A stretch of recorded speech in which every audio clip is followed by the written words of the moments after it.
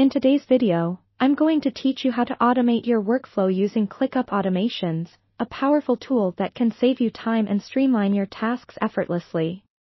First, let's start by opening Clickup and navigating to the space where you want to set up your automation. Once you're there, have a look at the left-hand sidebar and click on the Automations button.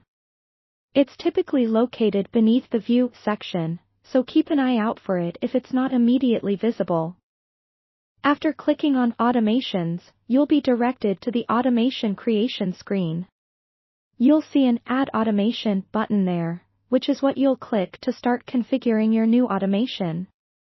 Clickup provides a variety of pre-made automations, which are often helpful as templates.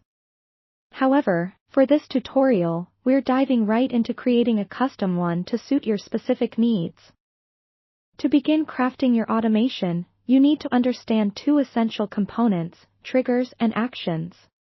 A trigger is an event that sets your automation in motion, while an action is what happens as a result. For example, let's say you want to change the status of a task when a due date is reached. In this case, your trigger would be the due date arriving, and the action would be updating the task status.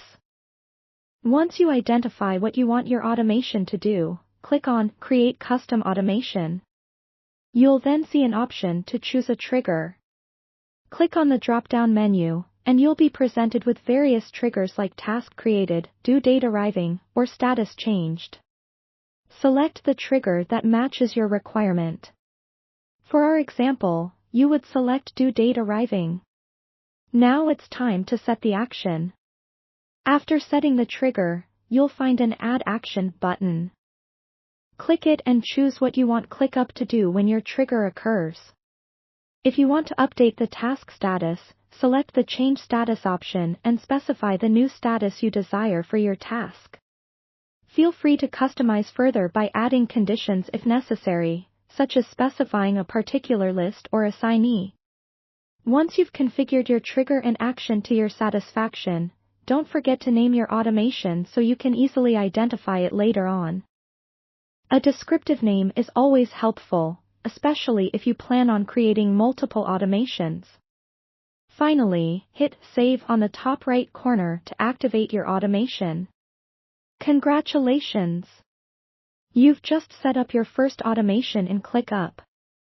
As tasks flow into your workspace, your new automation will spring into action, allowing you to focus on more critical tasks without manually managing every step of your workflow.